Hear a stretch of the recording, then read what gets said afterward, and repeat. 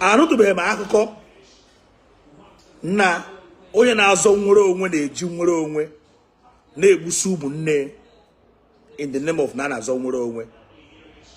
Ojukwu ji ego pape, Ojukwu na Nnewi ji ego pape wee nụọ ọgụ Biafra, wee nụgide wee nụchee. O nwetụbeghị history buru na Ojukwu gburu ụmụnne. If ọ na-eme bụ not for me, not for my boys, not for me, not for my boys. Ndị agadi nwanyị na ndị agadi nwoke na ụmụazị ndị na-enweghị ike ije ọgụ Biafra ha nọrọ n'ụlọ na-esi nri. Anụtụbeghị m n'akụkọ na onye Igbo to all of my generation na this new Gen Z ka a na-abụ nnọgide one day as onye Igbo ewere egbe gbagbuo nwanne na ị na-azọ nwere onwe. Anyị gbugide onwe anyị gbusicha onwe anyị, nwere onwe aha bịa ka ndị ga-eripụ the fruit of the labor, ka ndị ga-eme enjoy the nwere onwe. I keep on saying it, and if you ask me today and tomorrow, I will say it and over and over and over again. Onye gburu nwanne ya abụghị odogwu. Kemgbe iji anụ Fulani herdsmen, ever since we are hearing about Fulani herdsmen, enunugo na Fulani na-ewere egbe je gbagbuo efi nwanne nwoke na-achị. Ha da egbu onwe ha, ha da agbawu anụmanụ ụmụnne ha na-achị. Na ebezie ekwuru onwe ka isi wee kwuo eziokwu. A lot of people are going to get up, faceless idiot are going to get up na your inbox bido na akpare gị na akpọ gị iyi ebo sabo ebo nke a. What do you understand by the word sabo? S-A-B-O. What do you understand by the word sabo? O nwere onye dị Biafra than any other person. Nobody is Biafra more than any other person in ala Igbo. O nwere onye dị Biafra karịa former governor of Anambra State bụ Dr. Ezife, right? Ezife Bafe, Ezife. Late Ezife. Ezife, o nwere onye bụ Biafra karịa Ezife, but Ezife stood on his ground, jee Abuja, sekpuru ana on his knee, your Buhari ka o release ya na Kanu. O nwere onye bụ Biafra karịa but the boy is good, late Mbazulike Amechi. Mbazulike Amechi bụ onye Ugbo, mana o si all the 90-something years old man wee gaa Abuja wee jee yọọ Buhari ka o release ya na Kanu. Nobody is more Biafra than any other person. N'ịnọ nwute nwanne gị na-azụ afịa gbue ọnya ya eme ka nwere nwa ha bịa, as long as na na-akwafu ọbara on daily basis, na-akwafu ọbara innocent people na-enwe ife ha mere, nwere nwa ya dị hard. Ọ ya dị hard more a na-akwafu ọbara n'ala Igbo, more ka ọ na-adị more harder and harder and harder, because the voice and the innocent people they ebe on daily basis. Onye kwuo okwu atretribe na WhatsApp, atretribe na inbox, atretribe. I myself and Governor Ezioku was the first person, first blogger gara attend dia ibe Nnamdi Kanu. Mbose esi Kenya we brate. Nobody with a 1 naira. We went there as blogger to carry the authentic news na Abuja. I got there, I brought the original news. Not 1, not 2, not 3.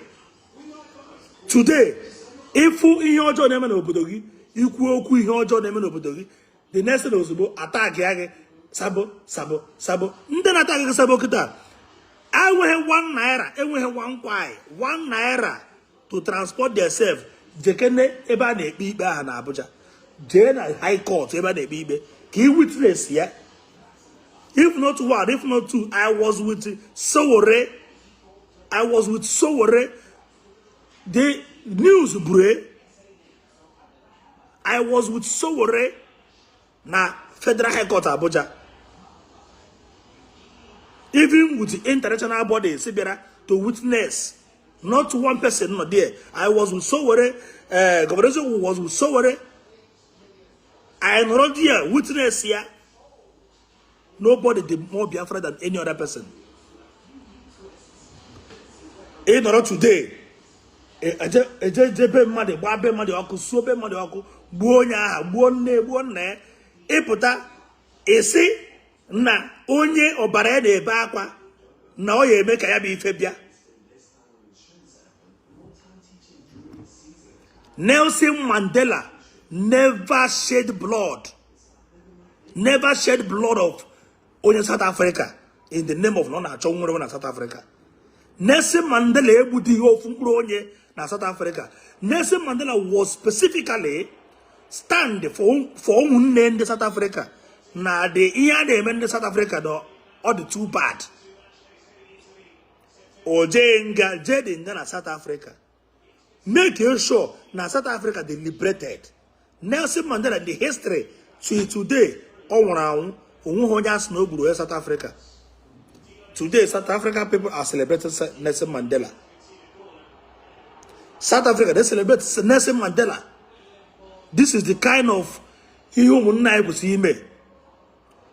Or go down today, Machukwe na third world war na. Or go daraketa.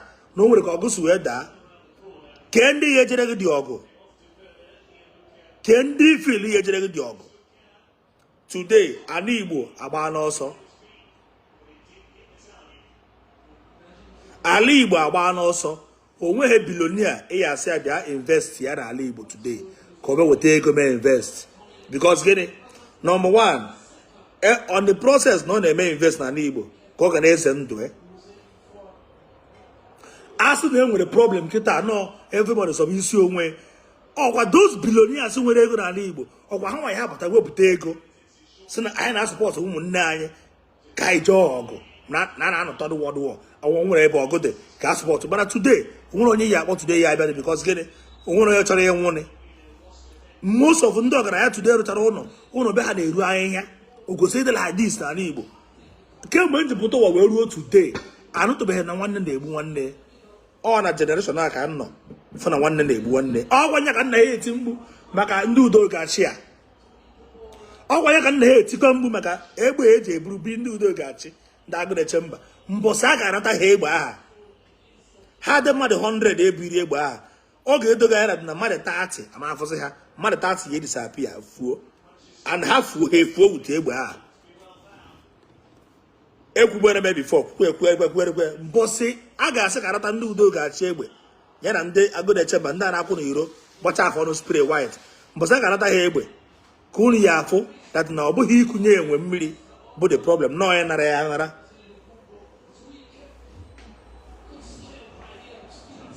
obughị ikunye enwe mmiri bụ wahala no ya na megene nara ya nara.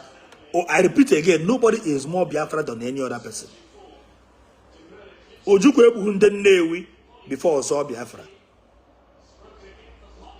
Maazị Nnamdi Kanu ebughị ndị Afara Ukwu, ogbughị ndị Abia steeti. And they believe na Wazurike enwere ike osu egbuo ndị Imo steeti. No onye megide. Ọ bụ na chies na ọ bụ onye ya enweta the thing or drop onye ọzọ megide onye ọzọ take over. Onye megide ọ bụ na ọ bụ onye ya enweta or drop Even asari dokubo ndị mmadụ kpọrọ asị ara ha nakwa ntu a gbuo ndị Rivers steeti. Tompolo anaghị egbukwa ụmụnne. Tompolo na fight government. Tompolo kwechiri na ihe dị na be nne bụ no property be nne ka ọ dị. N'onye maka ọ dịrị ide begini ide secure property dị be nne. Tompolo kwechiri no ha na secure oyi well. Onwebekwa ha history nụrụ ndụ asị na Tompolo de were egbe na-agbawụsị ndị be ha. Ata tọkọbọ nwụkwa ha bụ were egbe. Ihe eji ama dike bụ na i protect ụmụnne gị not igbu ụmụnne gị. Oh, here Jamadike. Only of no Bodogu today. Odogu today, people who did you protect them? You protect no munegi. Kumunega hana to egu. Oh, Bruna. Na umunegi bidogo to bagegu. Emane bro Odogu. Because the Odogu Jaban Babo Gene, Nebu Goloyat, Buragune Chamber. Here Jabama de Agune Chamber. Bonagene, no bodo supporter, no nya bago, ne chamber. Ago, if you no gave ago, now but I'm to want a warm ramu, do weary, ago a day, Yago. But I need today, ago ne Yago. Now I need today, ago ne megini, ago ne Yago. Ago ne Yago. O when is only about today? Oburu hana na ina hana ato ase na support ihe ojo na support to one day say one day eburu sent man now because everybody cannot be onya ruala. Once you start singing na ihe na eme na be nna gi na adoroze mma e go na sabo e go na ekwensu e go na onya ruala e go na enu e go na ala ayi wezukwara ndị na ndị bụ elder n'obodo anyị kedi ha egwu agụ na ị na-eche mba agụ na ị na-eche mba ichekata mba ndị ahụ ị na-eche ịtọnụ kwazie gbuwekwazie ndị ị na-eche ịtọnụọ ndị ị na-eche ị na-aga ede gbuo ọnọdụ ka president bụ a president of a country nwee bodyguard oru one day bodyguard tọnụọ na-aga ede president ndị ị na-achị nọkọta tọnụ gbube ndị ị na-achị ọhịa o meriri. I repeat, nobody is more Biafra than any other body. Nda in a fee knock Igbo today, Cobrego Abeze. Oh, will you say Magadando, Ndaha Madendo? Nda in the make Igbo will go root tomorrow. Or root tomorrow, but on that, Buzi, I go to him, but true. More Biafra than any other body. Everybody keep quiet, does not naturally equal, does not mean that no one only boy coward. I am on Nigeria. I am a Nigeria. I am a Naira. My passport, Nigeria passport. Everything. So I don't have anything to put in a public domain. They want me to come. Kambia kuboku na public domain. No matter how powerful you are, as long as you eat Nigeria currency, you eat Nigeria food, your passport, your data, NIN, you can get back in Nigeria. My guy, you won't be a power of your own, and you won't be home. So you want me, and with a Nigeria passport, and with a data passport, all my data to the internet. You chose a tomorrow. I'm there when you back in. Ojebego. It can't. A day, me. Won't be me. Tomorrow. Always yes, we have all now for questioning. And that because he went home, he went he be.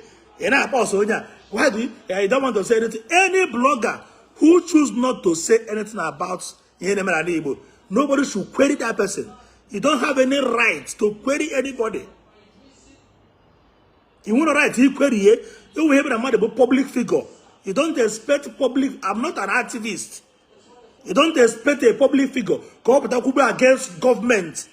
And against government. I am eating Nigeria money. I am using Nigeria passport. I'm still in Nigeria. I don't even have citizen in abroad. Ebim Nigeria. I'm a user of Nigeria. I have their passport. My NIN is Nigeria. My bank account is Nigeria. And they want me to start talking against Nigeria where I still live in Nigeria. If I talk against Nigeria, where will I live? If I talk against Nigeria, where will I live? Am I in position to talk against Nigeria? Nigeria I live, Nigeria I fly, Nigeria I bet, Nigeria I do it, everything about me, about everybody of Nigeria, both you and me. If you want to spend your money, spend it in Naira. If you want to travel, you travel it in Naira. If you want to go to bank, you go to bank Naira.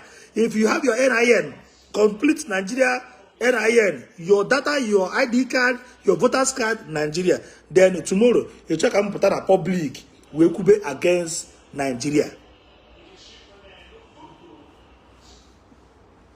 Kankuboku against Nigeria. I don't have British passport. Somebody who have British passport, they got caged by Nigeria government. Only with a British passport. Amwe oto no obodo oyibo, to no obodo oyibo, family no obodo oyibo, all his life no obodo oyibo, keji go di eji. Keji eji. Obruze mo use ne Muslim passport Nigeria. Ne ring in Nigeria. You want me to come on social media and start supporting you. You want me to start talking about security or insecurity. Use getting the bread, you know. I keep on saying it. Nobody is more Biafra than any other person. Most of these people who don't agree na choose kurumbo. How will you come and have Biafra mind? How will you get Biafra mind? Or only here go, no here go yourself. If those people who na chuka have no dag would take go. If you had the Biafra in mind. But because of their business, they live in Nigeria, they have their business in Nigeria, you do not expect them to talk. Otherwise, so anybody who choose not to talk, abre coward. Coward. Even very dark man with a limit. Even very dark man with a limit. If he want to address issue, he on very, very careful the way also the issue address. He doesn't come open on air, against government. Only with a fact. Whenever you see very dark man talking about Nigeria government or EFCC or police or whatever, only with a fact. Even so with a limit. All those people with a limit. Even Sunday with a limit. As long as you still use Nigeria airport to fly, you use your passport, you use their currency. In Nigeria, you are not spending dollar, you are spending naira. You are not spending euro, you are not spending pounds, you are spending naira. Your NIN, Nigeria. Everything about you is Nigeria. And you want somebody that is still using Nigeria property to start talking against Nigeria. That thing they make only against. Is still feeding you. You are not in abroad. You are still in Nigeria, and you want bloggers to start talking against Nigeria. How does it sound? How does it sound? I keep on saying it. Nobody is more Biafra than any other body. Take this my word. Asari Dokubo, no they killing people. Asari Dokubo, no they never killing people. Everything about Asari Dokubo, he is trying to protect his people. His people on the map that the government remember their people. Asari Dokubo never carry go and say they killing people. He is not kidnapping anybody in his domain. Tompolo adebu munne. Ojuku ebuhu munne. Nelson Mandela adebu munne. Ziki wedere adigiwe adebu munne. Very, very top people you know today. Owazurike adebu ndi Imo State. Odebu munne. Ihe na azobu ko ya sitere munne na mma. Name them, name it. Even Derico, as no Derico one mama, ana ha pụta na ben na ebe zuo ohi. O ebe o na-eje zuo ohi bụ na Bini. O po je zuo ohi na Bini Expressway. Even anene wurewu, the popular anene ejedi hi ben na ezuo ohi. No je bute na bank, je bute ebe ọzọ or bịa rie ebe na. But today, I na hapu egwu a ga-agba n'ama gbaa n'ụlọ ndị iro a na-amụ anya amụ a na-ache onye ga-ekwu ife eji ama odogwu bụ na odogwu adịghị ekwe ka e buru ọgụ bịa be gịnị bịa nụọ ya na opie ife eji ama odogwu. Bakassi boys nwere mgbe ọ bịa gbaju odoro. Bakassi boys si ebe ajebe Abuja mgbe a na-achọ ka a blọkụọ ha that na o nwere onye a chọrọ ka egbuo na-egbu mmadụ asị na ama egbu ha wee jebe Abuja on the way na Okene ka blọkụrụ ha wee kwaba mgbọrọ okede otu ndị amị ọ ife eji ama odogwu anaghị eburu ọgụ bịa na palọ bee kpọọ ndị iro si bịa nụọ ọgụ na palọ bee. Today ndị amị niile macha all corners of area niile n'ala Igbo ka e kpatara ya because na iji ebute ọgụ iji eburu ọgụ bịa be nna gị bịa na-anụ ọgụ be nna gị. Gbakere m onye bụ odogwu na-ebute ọgụ bịa nụọ ebe nna ya. Gbakere m onye bụ ọkaka na-ebute ọgụ bịa na-anụ ya na palọ bee. Onye ọbụla butere ọgụ bịa nụọ ebe will be defeated because onye iro gị amara gị ụzọ be gị, mara ebe isi apụ, mara ebe isi abata, ọ ma ebe esi eche gị, mara ya ọpụpụ, mara mbata gị, mara ọla apịa nwee niile because gịnị ị mere onye iro gị ala ahụ ka o buru ọgụ bịa gịnị bịa nụọ na be gị. Ife eji ama odogwu bụ na odogwu na-eburu ọgụ pụọ na iro pụọ outside. Ọ odogwu kechazi ike. That is why mgbe ochie mmadụ ka a na-abụ ọ chọrọ isi ọzọ igwe ewere aka echie ọ natara dike mma. Afọ ahụ abụghị afọ obere, ọ bụghị afọ ụmụazị. Ọ natara dike mma na onye natara dike mma na mba ya o jere mba nata dike mma. Ọ ije nụọ ọgụ mgbe ochie a na-awara ọgọdọ wara pantị wara jigida jee ọgụ na mba nụsi ọgụ a nụsi ọgụ bata ozugbo esụọrọ ya ụtara ajị a na-eselebret na o jere mba jee buru ike bata. Today anyị nwada kaba anyị ga-anụ ọgụ na mba ejeze mee ndị mba invite. Kedu anyị unu ga-eji na-afụ ndị Hausa, kedu anyị unu ga-eji na-afụ ndị ahụ na-efe iri n'ọha ma bụ ndị na-egbu anyị. Today ndị Hausa anaghị egbu ndị Igbo. Ndị Hausa anaghị egbu n'ọkwa onye Igbo na-atụtụrụ egbe gbagbuo nwanne na-emeghe ji na-emeghe ede na-enweghị ihe ọ bụla o mere maybe ọ na-agafe ka o jee zuru ihe o ya eje nye famili ya ọ dakarị n'ọnụ ndị ya dakarị agbara edeberu ala bụ eji na ede na ọ bụ sabo dimkpa. Ụmụ nwaanyị anyị today wee kwụrụ ọtọ wee gbara aka di ebe na unizik ụmụ nwaanyị na-ekwegharị because of gịnị na ndị Igbo ụmụ nwoke ndị Igbo agwụna. Obodo ebe anyị nọ ndị nọ prison dị ka aja. Ndị nwanne kwesịkwara ka anụ ha anụ bụ ndị ya eje nụ di ndị ya eje nụ nwaanyị ha jere na-ebu gịnị dakarị n'aka one problem or the other. Nobody should celebrate and clap for evil. Nobody should celebrate or clap for evil.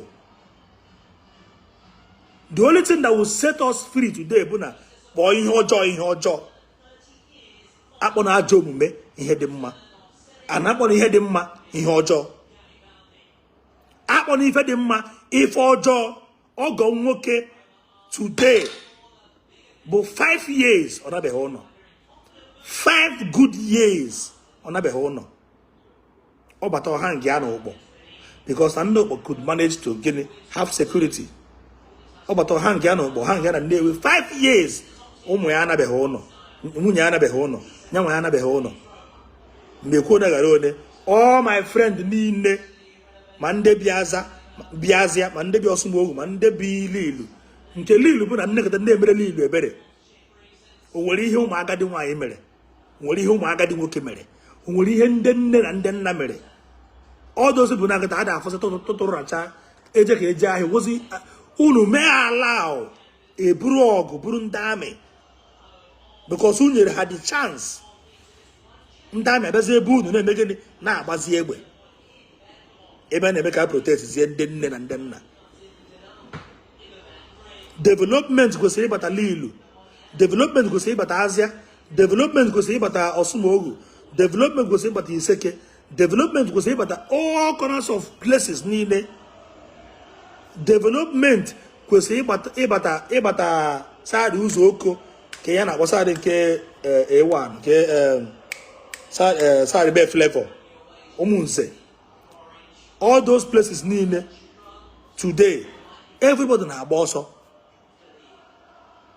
Before kịta a na-eti iri ji na many people na-eme gịnị ji egbu ọkọ bịa rie ji be nna ha nwa ya aṅụrị. Also only few town na-erizi ji n'ala Igbo and onye na-erikwe ji ntu a ọ na-eme like this, ọ na-eme like this, na-eme like this, na-eme like this na-ezo. If I brosi, if I have Kurukarafu. Many people today, eji alcohol na meeting, n'obodo Igbo, na no. Many people cannot lay a block na their house. They cannot lay a block of 2 room and parlor. How long can they not obodo Igbo? Kaga no gide we bata bia kurumness bia enjoy the breeze of life, because where you have a natural breeze bona ali Igbo. All those people, government, you cannot blame government. At times I will sit down and watch why development never reach this place. Why development never reach this place? Because get it or contract back about oru ni euro and contract babuo more kidnap or contractor. A man I want the contractor I news about also. When a contractor you could be a contract because getting for one actually money development wafu na so many places na Igbo. Oh, but some of my sister they go when just man jackery, just jokingly.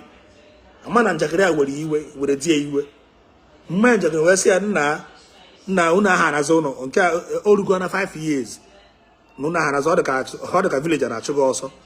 The thing would when I'm a man jackery would you would have been again Christmas rule on a good young man I go corner Jeff Umpe. Oh, my care not a behone of Moha. 7 years. These children never reach house. Today, also by the Lagos today, Hama who's Solilu, Hama who's Obenna. Hama my daddy is from Anambra State. Where from Anambra State? Here, local government. Where they here? I don't know. They don't even know they came from Lilu. Some of these children are Lagos. They don't even know that they came from Asia. Some of them are Amaro. All these children need now on Lagos. Now so Yoruba, now so English. When are they going to come back? Like somebody like Akoma TV that is watching me now. On I go ebata Nigeria. Koba Garia ni Imo Garia ni Imo State. Manona batan to Chiro Binaka. I'm a number taketa about the end of my life. I'm a number taketa. Osena, I'm not going to do ni hege begini ni figure them till when Obo and Delbon above Fusicha, the Corinthian name, Memo occasion, was only a flavor to the occasion, happy moons and Elugu. Everybody to the security day. Flavor happy moons, Nayanugu, you will not blame him. At times I may blame was only one occasion, Nagade, Nine occasion no Obodoso, because Onobratoro can be a better occasion, carrying a casualty on Amaka. Is he good? But no one is yoku. Over the course of us, no sabo. Kuon is yoku. A two and neighbors were off for sake and Morobaka. Is he good? Ndibo Bafu. Kamborobaka, is he good? Senator representing Anambra Central. When want to read me here? On an half aside the bay when it goes to and only him cannot control it. Obru wedding Nawara Abuja. Omaka, Bri Banco, Ego Sebana, Keza for village, Vitume, Bri Banco, Naware Nugu, Age or second Nalabotu. Yes, Anabalabotu, Alabotu. Normally, something traditionally supposed to be done, no Bodogi. Many people are not bank wine in Lagos, not bank wine in Abuja. Na me here go wine obodo dozo. No go blame them. One of my friends not here the enyi nwoke batara ono ko ba. Ono go obodo Igbo for complete 10 years. Ona bata. O we usi ko bata no ko me enjoy. That week all to up na obodo ko bata obodo. That week ka na remote. That week ke froze a mesre go to the account where wipe go to the account where that week ko hiri mo 5 days. This man we na London. We kaya red big we say no jebe naba say go pa afa na meet no monna okwe batara na rochara uno ka ba enjoy uno o sis no nwa na London si nie mere nwunye akwụ mere ụmụ akwụkwọ kpọkọrọ onye ọbụla nawara London kpọọ onye ọbụla si wepụ afọ ya na family meeting okwu onye batara goro moto dozie ụlọ bee ka ọ ba mere obodo ihe ọma that week ọ batara ka a nara ya moto ya that week ka wipe ego dị akaụntụ ya flush everything that week ka ha pụrụ ya tie ọdịndụ ọnwụ ka mma olu echi ya o nwere ife ị ga-eprichi onye nwegoro experience ihe ọjọọ esi ya bata Nigeria ya bata ba n'Igbo kama ọ gba bata Nigeria ọha nke na Lagos kwụọ ụgwọ hotel na Radisson Blu kwụọ 1 week ya na nwunye nọcha ọfụcha ụmụ ya osugaba fly panawara you will not blame them. You won't blame them. Onye ihe afọ December kịta efocha flight eju eche na ha na-abata n'Igbo nwee ebe ha na-abata flight eju ndị si London, America, New York everyone na-abata Nigeria ife ha na-abata ba Nigeria bụ ka ha bịa tagodi nkwụ obi ha atabeghị before bịa nwee free liberty ha nwebeghị before they will not reach Igbo ha nche na land ya na Lagos kwụcha ụgwọ ụlọ na Lagos kwụcha ụgwọ hotel na Radisson Blu all the hotel na Lagos eju ha nọcha 1 week 2 weeks ha na-achịkwa back to obodo Igbo you will not see them n'ala Igbo mana ihe nyere akata all this kwesịrị ịbụ resources and the economy and Igbo kwesịrị they grow rapidly. Will you force them to come back? Any China man was okay because more they preach about akrono. My friend they preach that akrono. I will not mention his name. On South Africa. But na market yana. Wesum not your ego property. No batara ego property. Negamonte. Oh, but ego property no ka. Oh, and then they 50 million because I never on a site. When I have a multi-billionaire. Big property Noka. That week, yeah, how about no? Or that's all property Noka. That week, yeah, actually, kidnap where this man were Narie, not back to South Africa. Today, as I speak to you, that man one of the biggest club Nago,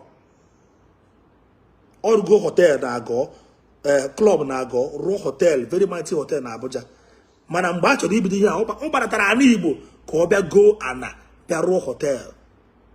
Rock Club na Abakaliki Street. Man, I actually also kick it up where or not. Was he here? They preach even any double and they come na my page or just comment the link send the Adam or send JPac. Keep on deceiving yourself. You know the truth. You don't want to tell people the truth. No we hear me no what about what come na neighbor or go hotel na Abuja or na Lagos. See after all no business go GM. No business go GM. You don't go blame them. How many hotel are on Asaba in the space of 2-3 years? Ana chunde maneki. Gini kindo garanya. Is it a crime for person to hustle money? Bataka ndi ya rokara is messing. Bukwa gini bukwa onye Igbo. Onye ya zinc. Onye Igbo. Obe many people they jobless na Igbo. And the government did not give us work.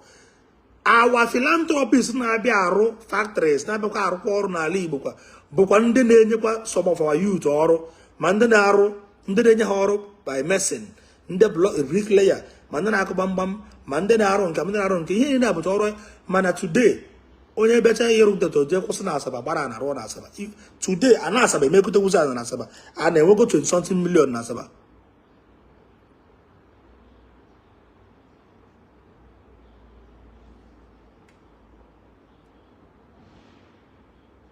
What you are talking is not making any sense to you. Come block on the when you oh. I don't want you to be wasting your data. Sorry, sir. You know go? God bless you. When you get a watch, I watch me. When you get a watch him. So what am I saying?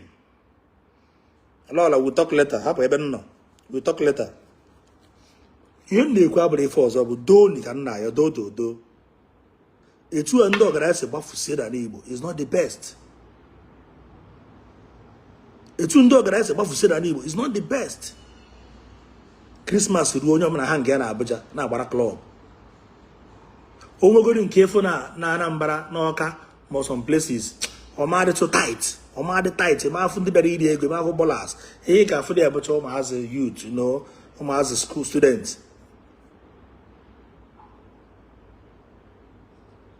Ibeze Enugu. Enugu where Kechi Enugu State. The only place he has seen about today, kita area one night life, be Enugu. Manena guy that do to na you go mentality. Southeast Nobi. Ena wale kwa Enugu hapa. Ine jikuche ga wale kwa bana Enugu bebo abe but today fly ya kata arma da Enugu straight. Nda na Enugu. Enugu kan na abun puta muro ana aga na street na agare. Nchomba keke chata na agare Enugu, you know. Okay, also only if you see land in about as about 20 million. The money inside bush. The money inside bush. Today, I could see here. Actually, make sure e-money the Ebu and Enugu. You will not blame e-money. How will you blame e-money? You will not blame e-money. E-money before e-money is the only person named show no only. But when they are going to e-money na one day work able to see Limpopo, but the name is show no only every year. Hana only got talent. And they go millions of naira. People have to street that go good life are they, street life are they. Man, ever since age of that cho, amaham ni we habu no you give a problem. E-money however bruise show am again. Na Enugu. Why will I blame e-money? I will not blame them because e-money bu Igbo n'obi. Obu development Igbo n'obi. Obu entertainment n'obi. Oburu editing na wara Enugu. Enugu ka bụkwa ala Igbo. Mana ihe abụ ihe aṅụrị na obi aṅụrị ndị uli na-enwe every year. Joy ndị uli na-enwe. Obi Jackson they teach show na Okija every year. Many people they teach God's talent every year. Today, when they teach something God's talent, everybody may yeah, everybody just borrow go hang on. And I talk you see God's talent or money better go show. Puawa Gioba or go aga bafa. Onye buru one day work abro do. And dike and hano gonna be. Dike, emenya na dike ana ha no oguna be afu be dike nuru oguna be power mic na ewu onye okuturu bo onye ocha. This man about the Philip Agwale no Onitsha kedu ife mere the world ji na erote Philip Agwale o jere na mba aike buru world best o buru ike buru glory bata anyị na-etu ọnụ na Philip Agwale the black scientist.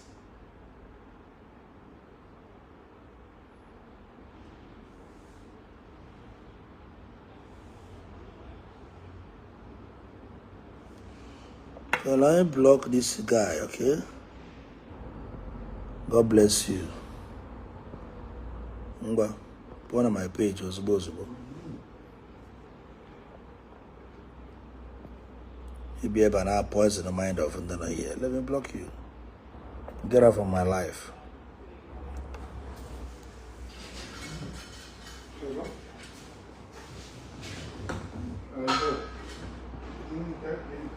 So, what am I saying? Any blogger who chooses to be silent does not mean he's a coward. Any content creator in the Southeast who chooses to be silent does not mean he or she is a coward. Anybody who is running page, in fact, any influencer who chooses to keep silent is not a coward. I repeat, is not a coward. You cannot be using Nigeria currency. They use Nigeria bank, Nigeria NIN. they use Nigeria passport, Nigeria voters card, they use documents in Nigeria at the same time. Epotakwa equal against Nigeria. Akara abugo goro hara go fu aka bam. Omuro ega opatawo there. Those people now say right on that time. Now say talk, they go right on. I have never seen anybody what about the right door. Now but I support onya or bebuturo ya hani. I never see that person. I have never seen anybody now say influencer right door whenever you talk about the one that will favor them. I go behind right door run. Right on nebu madon won't pay. I've never seen all these people now say right on. Mboso no gereji. Aporo hana right on ni na wipe pog nisi. You will think you can understand check everything and say right on. Everybody they will leave you and face another body name again. They query her. That right on both the pathway to your destruction. Or pathway to the person's destruction. So anybody who chooses to be silent and keep quiet does not mean Onya have a coward. Onya have a coward. Onya just struggling to know because as the Emaha Yonya Barankati man you nobi.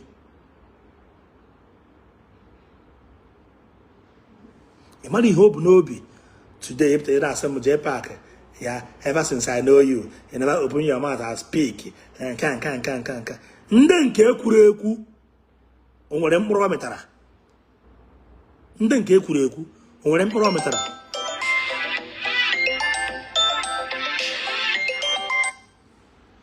Ndenke kureku. Onwere mkpụrụ metara.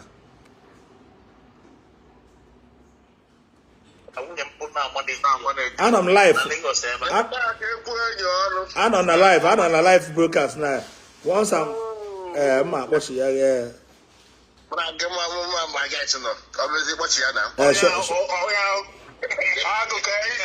Don't worry, guy. We're not on a live. I tell you go about yeah, you know. So what am I saying? What I'm saying is any speaking Igbo person is very important. Be you work, be you wine. O nwere nde nọ na army, nọ na military Nigeria, mana ha ka bụrụ Biafra. O nwere nde nọ na military Nigeria today in disguise, ha ka bụrụ military, ha ka bụrụ Biafra n'obi. Man, today, if only I call you uniform, tutorial mama, bue jaja, buri si chair, bue kere. A man knows who today, Machukwe kwena, because one ain't better for violence. Nobody pray for violence. Man, as you go to know who, as no one bagara. Those people are not gonna army, but we save you. Oh, how are you begging? How are you save you? Man, today, if one day, call you up army, now, you have for any. A man only can buru Biafra n'obi. Come on, him aguna no ọrụ adịrọ. Ọrụ adịrọ. Uwe kisi jago ya n'ụzọ. Ịgbara edebe ruo ana. I keep on saying it. Onwere onye bụ Biafra karịa ibe. A na-enwe ha na-akpọ due process. And that due process a na-eso eso. Captain Tore, Mobuno Kisa, Traore Kogeni, Nazo or the Mande Burkina Faso. I know people have no one de commander on Akwe, Momdam Yerabana, Achache, Obauru. Even when somebody else me for Bugonia military, a usual case, me with Captain Ibrahim Traore. Still, Oba would he the person. Because Omana is your phone, Burkina Faso is very important. All love. Before, people of Burkina Faso, they are against Ibrahim Traore. Makono Onyame. Mano Kobas, you go see Ndebeha love. Nihenji Biabo love. onwere ihe karịrị n'ụwa karịa love. Love conquer everything. Mgbe ndị Burkinas fụrụ na Ibrahim ji love bịa, o ji development bịa, ọ bịara for liberation and redemption. Burkina Faso wee megide wee nye massive support. Ọ bụ na ọ bịara ozugbo tụtụrụ ndị Burkina na-egbu. By now, even my American president aka nwụrụ, the whole world leaders aka emego aka adịghị against Ibrahim Traore. Mana ọ bịa gosi ndị be ha love na ọ bịaghị igbu ha egbu, kama na ọ bịa gịnị, ọ bịara ịzọ ha azọ, ha nye support. I will do that. I will do that. My boss, I will do that. Prince. Onye a support. Onwere onye bụ Biafra karịa ibe.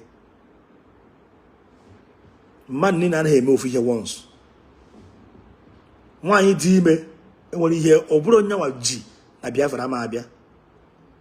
Nwaanyị dị ime ọnwa na-eru abụrụ onye nwa ji na Biafra ama abịa. Ụmụazị na-aga skuul enwere ike asị wee bụrụ problem Biafra. Ndị agadi nwaanyị nọ na village na ndị agadi nwoke na village enwere ike asị wee bụrụ ha nwa ji problem na Biafra ama abịa. Onwere onye ji problem. Ihe ji problem bụ due process. Due process. When you follow due process with a fact and figure. Fact. I submit ya akwụkwọ na ECOWAS. I submit here na United Nations. And I submit here, now submit here, and I reject here, now submit here. And people of here now today, how can I come under Britain? Mbonde Scotland. But they never rest. Scotland. Chokwara ka ha bụrụkwa their own independent. How can I submit kwe? And I submit kwe? I submit here. I submit there one day. Enwe massive vote. Enwe massive vote. Emegene ndahe nwere onwe ha. O nwere ihe ị ga-eme n'ụwa without United Nations. Onwe ha ebe iji azụ eje. Ịlaiki ya kpọpụta ndị Igbo niile nọ n'ala Igbo. Laa ya ha down gbawuo ndị Igbo niile, gbawuo all the Igbo speaking people niile. Ma ga-meet the United Nations, it will not come. That is the fact. That is why everything you again when we process and procedure.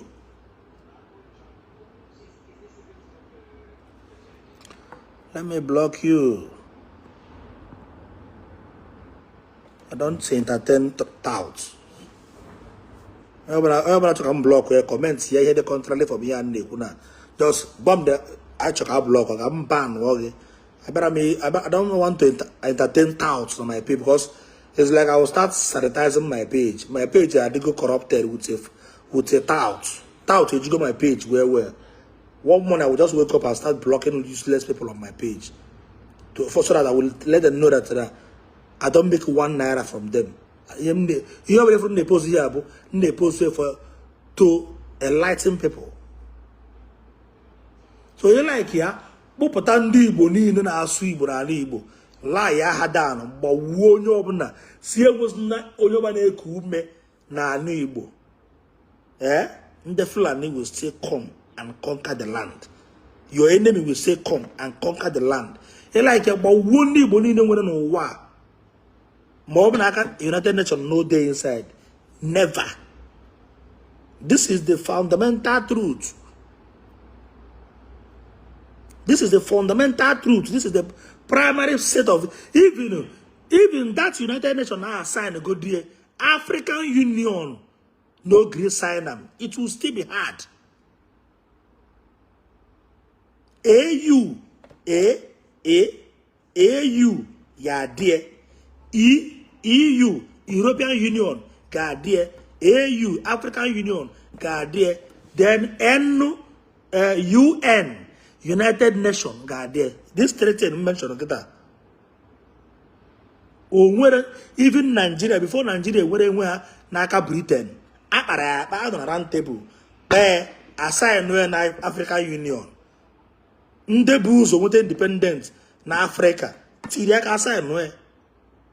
People like Egypt, people like Ethiopia, people like Algeria, people like all these African Union hands on the table. Go due. They sign. On the Chinese election. And they make election delegates. On a delegate election. The delegate election will now stay. I hope that they are able to vote for referendum. I thought the vote. Oh, that is why Scotland is still under Britain.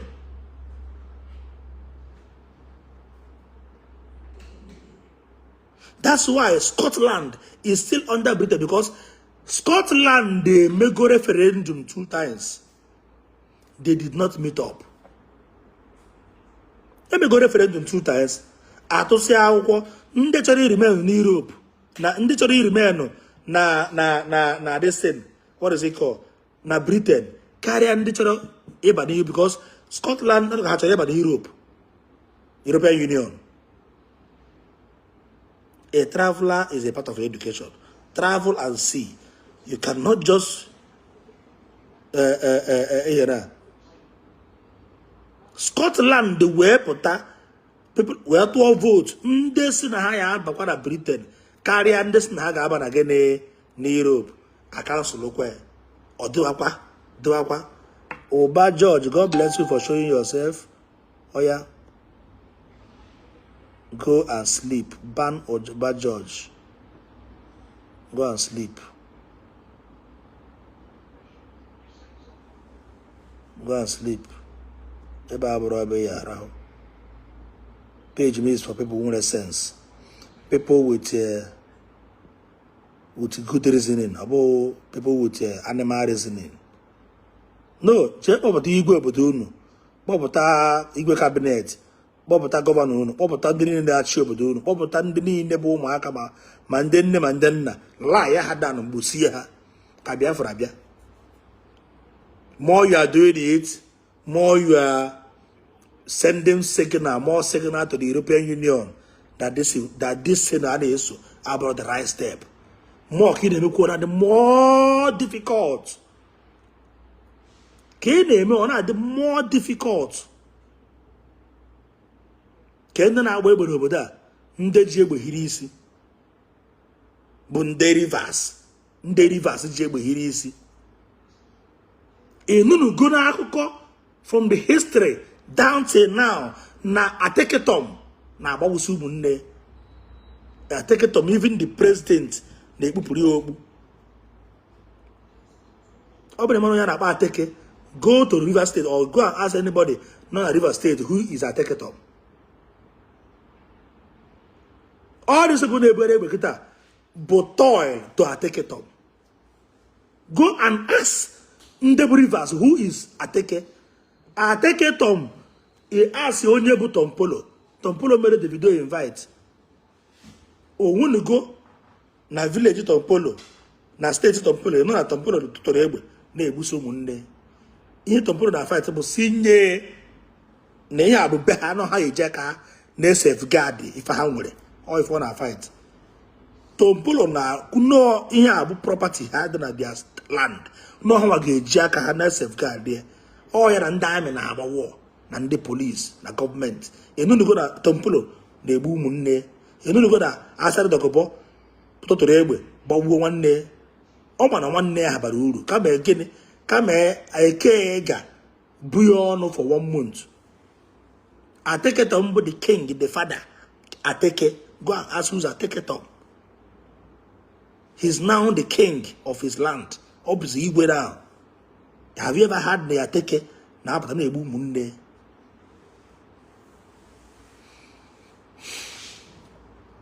Today, on your patego, go to Haramoto. Was he came in a while, Obrumuta Batanibo, Obrumuta de cruise on Lagos. O cruise say, Otter no man prep for sale. Not a pay good out of America. Because one actually unique. Even Anene to today, the people of Anene can help Anene because Anene just do he zuo in a bank, a courier bank. o bupụta ego ahụ ọ bịa na be ha na Bini na-awụli ego enu na-eke ndị Bini ọkwa anịnị o bupụta ego na-eke ndị be ha ọhịa na nya ka a na-ekwu na dike jere mba abatago dike na-akpa ike na mba dike a na-akpa ike na be because onye ọbụla kpara ike be abụrụ dike ịbụrụ dike onye ọbụla kpara ike na be abụrụ dike dike na-eje mba nụọ WWE World Heavyweight Champion buru belt ịbata ibe gosi igwe obodo uru belt na ibutere belt n'afa ndị Igbo na ibu odogwu n'afa ndị Igbo he lụọ gị ọ bụrụ ibutewu belt n'obodo oyibo ibutewu belt na outside ịbatazi ebe nna gị efuzi onye na-enweghị training onye ejeghị training onye na-amaghị agba egbe onye na-amaghị agba ọsọ onye na-amaghị egbu mma onwere ihe ọma jos ihe ọma bụ na onye mere onwe biznes onwe ihe ọbụla ọma about weapon onye na-agaghị training ịpụta ya tụkwasị egbe tatatata gbara edeberu ya na iko na ebu dike ebe ị ga-abụ dike bụ na ị ga-apụ n'ụzọ pụọ outside ọkamgba na-egbu ọkamgba na gịnị outside history a na-ebuzie nna amakwa na onye a mere ncha today history ka na-ebu maka gịnị anịnị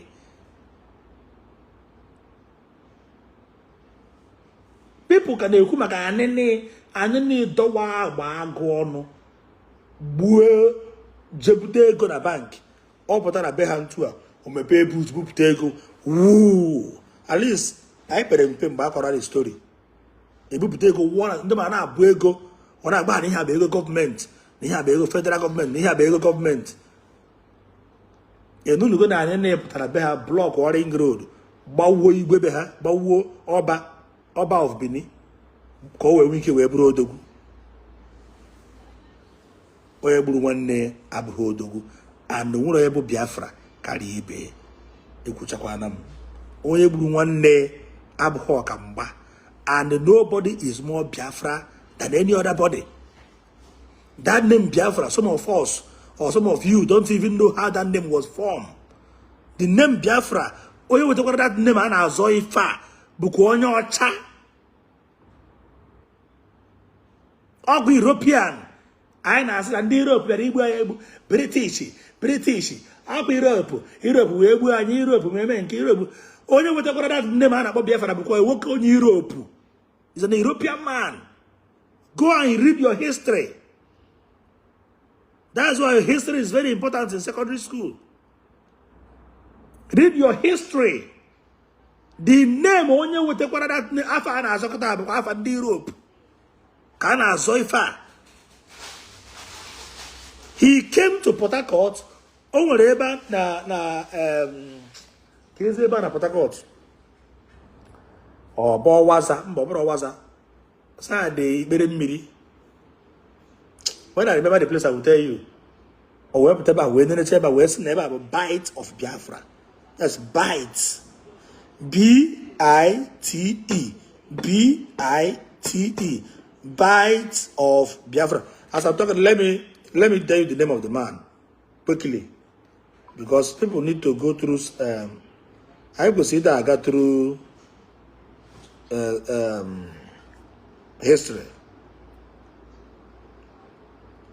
What is the name? What is the name of the Portuguese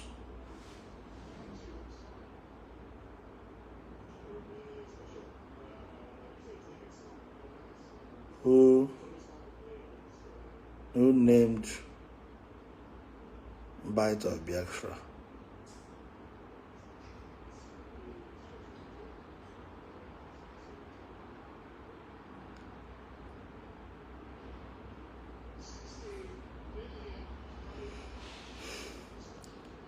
There's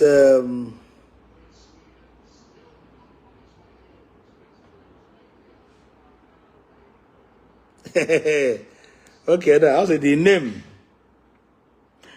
originated from a corruption of the Portuguese term Rio de Mafra, Rio de Mafra, which refers to a river in the region and was named after a small town near Lisbon.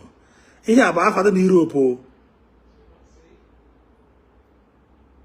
Europe, okay, read more. Originated from the corruption of the Portuguese term Rio de Mafra, which referred to a river in the region and was named after a small town near Lisbon, Portugal. Over time, this name was corrupted by English speaker to Bay of Mafra, and then Biafra eventually becomes Biafra. Go to your Google and read.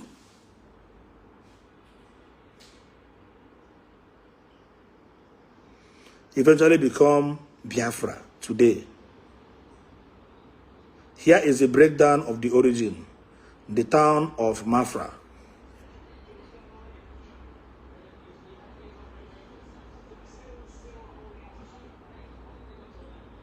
Man, for the person.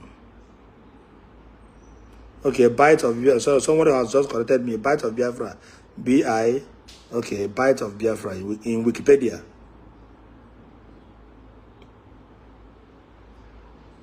Okay, yes, now Bonnie Camp. God bless you. I forgot my head now. Bonnie. The bite of Biafra, also known as the bite of Bonnie, is a bite off the West Central African coast in the easternmost part of the Gulf of Guinea.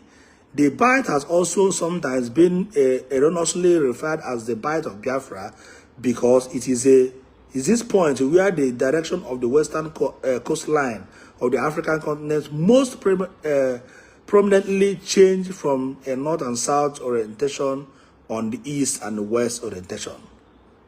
Look at the place. The bite of Biafra in English, bite of Biafra, Spanish. Okay, the name Gulf de Biafra in Portuguese.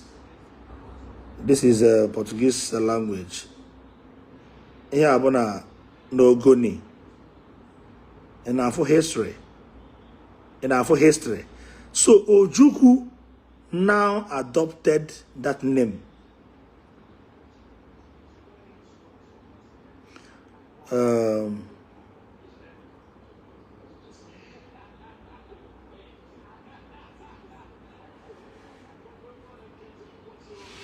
Yeah, I'm forcing from Ogoni.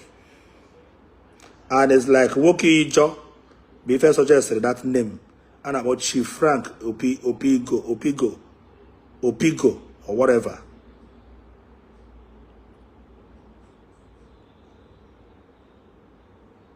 Bite of Biafra, the place was located at Nigeria, Cameroon, Equatorial Guinea, and Gabon. It's just a water, it's a riverside. It's a riverside. God bless you. It's a riverside. You know, that's why we need to follow our go to Google. I understand there's some people thought,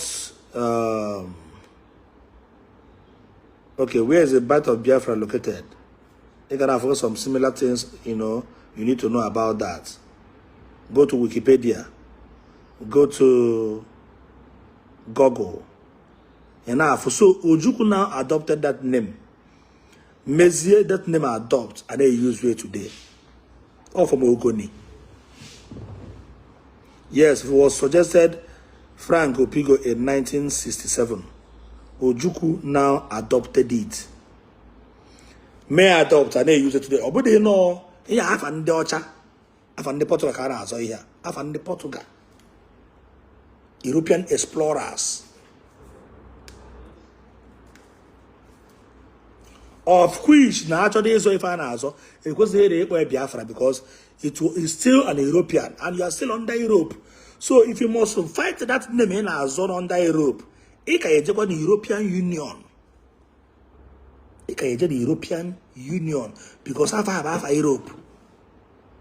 That name Mureban has in Lisbon, na Portugal.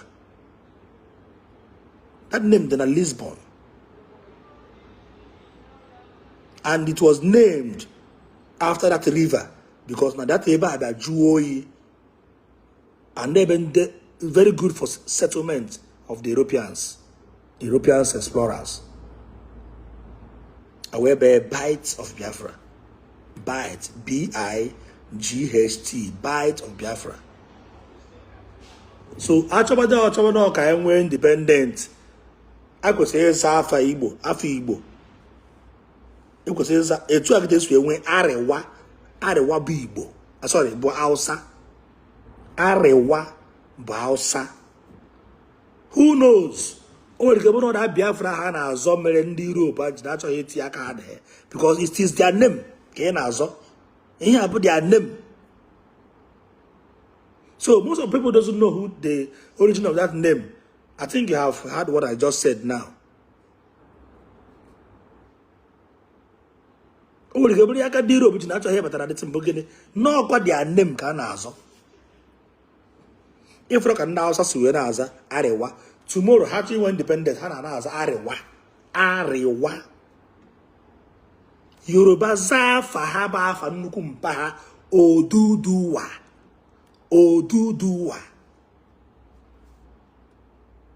Gịnị ka ị na-azọ? Ị na-azọ afọ onye ọcha. Ndị Europe wetara anyị religion. Ndị Europe gburu anyị egbu. I can never worship European gods. But ị na-azọ afọ Europe. After Europe, onwere ihe Biafra meaniri n'Igbo. Ihe afa Portugal, afa ndị Europe. Go and go ihe abu the English translation of Biafra. I just translated. The name is Mafra. So onwere ike inyo chacha ifere ndị akịta ọ bụrụ na na-azọ just like etu a na-aza maybe na-azọ Okeke onye Yoruba aba na-azọ Yoruba nation na-azọ ewute afọ Okeke nation mana onye Yoruba na-azọ ya n'ime Yoruba land, and ọ bụrụ na a ga-asaịnụ African Union ka wee nye Yoruba that nation Okeke nation, and ọ bụrụ Okeke and more bụ the rightful person na the afa. Do you think na ma be sign na that afa? Do you think na ma be sign Okeke nation for a Yoruba person to use it as a nation? So ihe anyị na-azọ eji egbusi mmadụ, egbuo mmadụ n'ugwu, egbuo mmadụ na ndịda abụkwa ha afọ Igbo. Ihe a bụ afọ onye ọcha wetere, a Portuguese explorer and a Spanish explorer, and also onye Spain na onye Portugal and one other person ka ano wee wepụta afa na boundary between mmiri Ogoni Cameroon river n'ebe a bụ bites means no n'ebe a yiri afọ obodo dị na Lisbon. Go and read the history well. N'ebe a yiri afọ obodo dị na Lisbon. Lisbon bụ capital city of Portugal. Now onye be anyị chief somebody je adopt all the name I use today and na-azọ the afa were the afa na-egbu mmadụ. Ọ na ọka ha mma na ihe a na-azọ si zọba kene Ọhamadike country ma ọ bụ for example Ọhamadike nation or Abiama. Mana ọka mma na-azọ Abiama nation. Abiama. Yes, na na-azọ ihe na-azọ pụta kedu ihe unu na-azọ? Anyị na-azọ Abiama nation.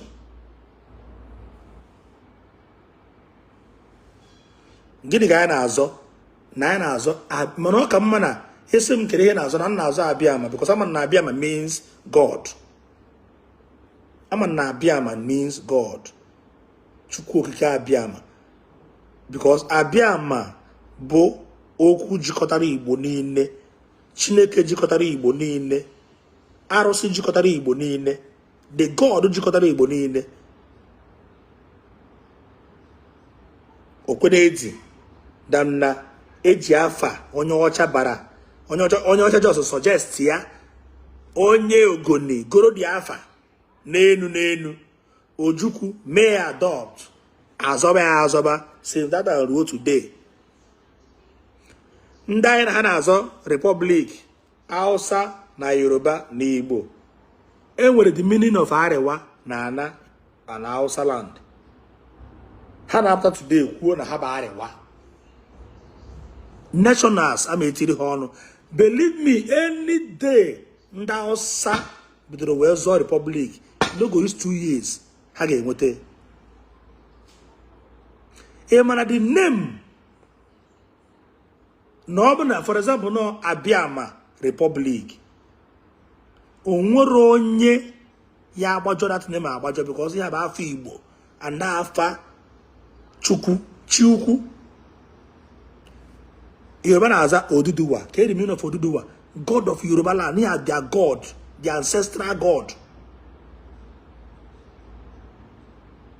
Here be the ancestral God Oduduwa. Here ba afa Chi the Yoruba.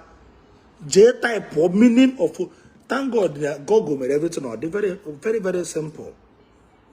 Don't worry. Tabo, bro, 40. Come on, when I told the meaning. Meaning of Oduduwa.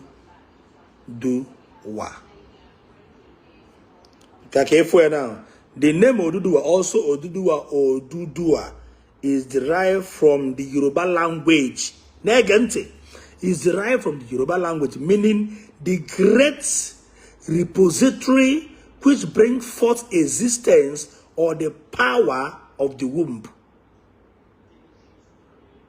And I would if we hear about when he meaning, but the meaning of Biafra came on when he heard Pasadi Igbo or Yakawani. Man, I G 19 today. I might not go to university. I might not be learned or professor like many people. My brain is still working. The name, the meaning of Oduduwa, type it on your phone. You that is watching me. Let us do this argument once and for all. The meaning of Oduduwa, it means also Oduduwa is derived from the Yoruba language, meaning the great repository which brings forth existence or the power of the womb. Oduduwa. Nkaga tabuta at this lesson. Meaning of Arewa. Nkobana kana ekwu ka mara ebe esi weza de Biafra na azọ self.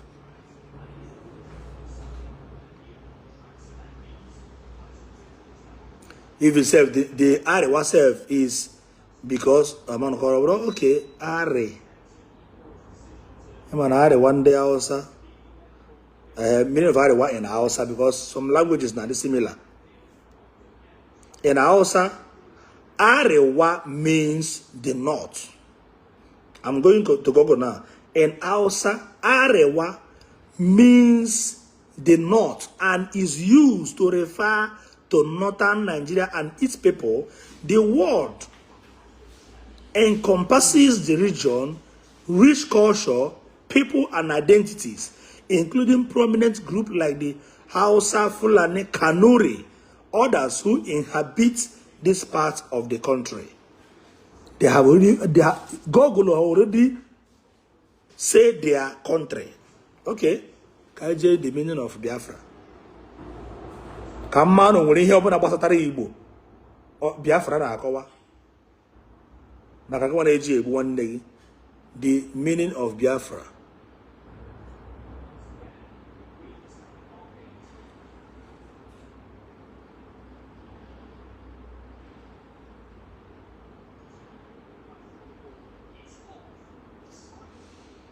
Onwe meaning. Ihe kureba abu I just there. Okay, geographical meaning. Geographical meaning. A bay and a coastal region in the eastern part of the Gulf of Guinea, off the west coast of Africa.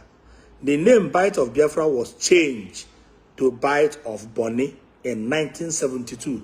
Which even the Bonny self, or anything goes to the meaning.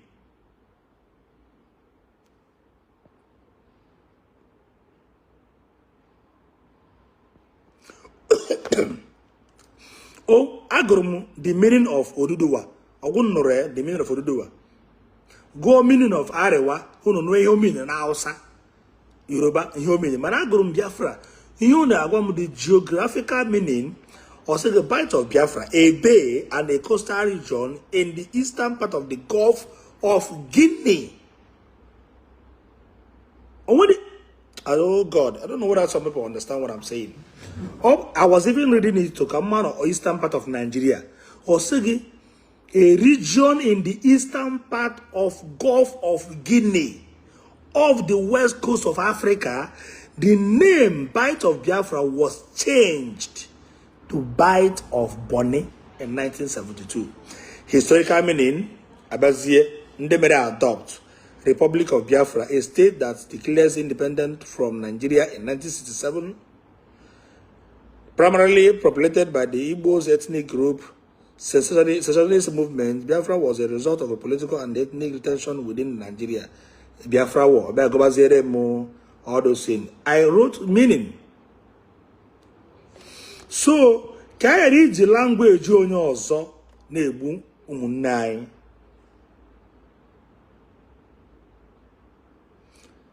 God bless you as a fish. Arewa, the term encompasses the region-rich diversity and is based for socio-political association like the Arewas, like the Arewa Consultative. If we're here, I'm not trying to poison the mind of anybody, but my message is this, very, very clear. My message is this, that now, if you must find your fellow brother because of a name, remember that name, Abro Asusibo. Biafra kaba afọ onye ọcha ruo echi, and on the Europe as na ya achọsị he. So we are still bearing their name. How do you want them to sign? Or the one guy change that alpha. More now suggest alpha nkem says Abiama, because we want to hear Abiama. Abiama is only one God. Abiama is one God. One God, one spirit. Masana ka aza Chinedu, masana ka aza Okonkwo, masana ka aza Okoro. No, afa jikọtara omenala Igbo niile n'ụwa niile Abiama, Chukwu ka Abiama. Because maza Chukwu na Chukwu bụ God, no Abiama. Biafra mara mma, but I said it, nobody is more Biafra than any other person. Oburu Igbo nwanne gị, iwe nwete Biafra. Igbo nwanne gị, oya nye, oburu na inwete Biafra yenye gị 10 years. Ma oburu na Igbo nwanne gị, Igbo nwanne gị, oya yenye gị 300 years. Because obara onye Igbo egbu can never speak good of you. Obara innocent person Igbo egbu.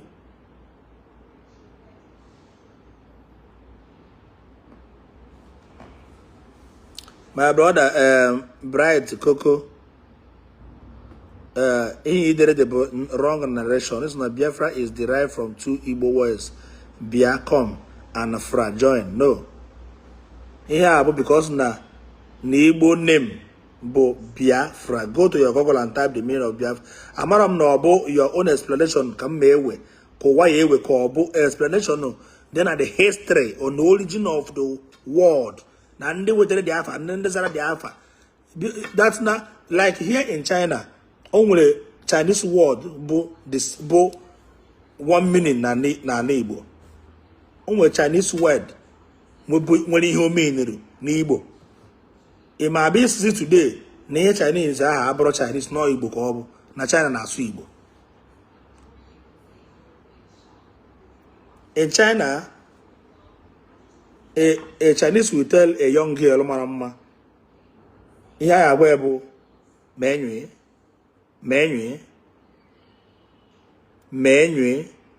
bo Chinese language. Manihobi in a Chinese language, bo beautiful girl, one bobia. Manihobi in an Igbo, give me Kenyuye, menwe, bo meaning n'Igbo. Menwe, bo meaning n'Igbo. Mana, onwere ihe o menuru na gini na China. Ihe o menuru na China bụ nwa agbọghọbịa, a very beautiful nwa agbọghọbịa bụ menwe. Any girl you see in China, you tell the girl, menwe, o ebuguru smile or mwamu. Onwe ihe na you the difficult, you won't tell us because they were a fine girl, menwe, fine girl. Mana menwe will you mean in the Igbo? Give me a so you cannot just take these two words. Now, menwe, in China, you cannot just say because the menwe Chinese language. No, when you mean not because of you, kids we created in China. Oh, when they with the language. Biafran, I will hear both the Igbo. It's just that no only Igbo intonation. It sounds like Igbo intonation, but it's never an Igbo words. You cannot join, you cannot bring two words together and join. Yes, menwe, bo fine girl. Make it. Hey, Omo. So, my people, let love lead. With love, we can conquer. Ka okwu nke Chineke bụrụ okwu nke osebụla ụwa. I don't even know. Ejo me here nkukita echefu chego me everything nkwu because again, word is an inspiration. Okwu bonka. Word is an inspiration. Unless nangakwa through the video, rewatch bakwa na rewatch before we make any. Before we matter all this in the because oku na put inspiration from the Holy Spirit. Okay, Ikechukwu, can you inbox me, please? Send me inbox right away. I want to cut the live video.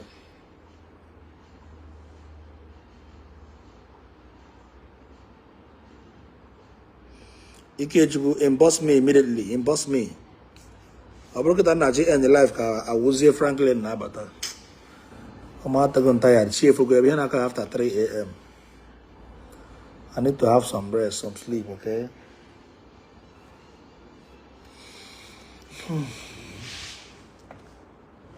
You can watch a film. Oh, cut the ribbon. If you tell me now, Benedicta, I'm going to call